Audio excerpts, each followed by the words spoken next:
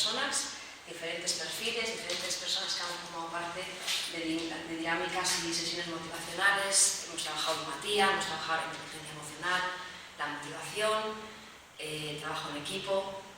Sobre todo nuestro lema ha sido no lo intentes ando, y las personas pues hemos visto que en este programa, ¿no?, y con esta distribución de sesiones han desarrollado su fuerza, sus ganas, su entusiasmo, y la verdad es que la experiencia ha sido muy positiva. La agencia está muy contenta con el resultado, y más que la agencia, las personas día a día nos lo demuestran, y bueno, cada una ha buscado su caminito hacia el empleo, ¿no? Pues con becas, con inserción, con tema de prácticas o conocemos el trabajo o incluso el desarrollo de proyectos.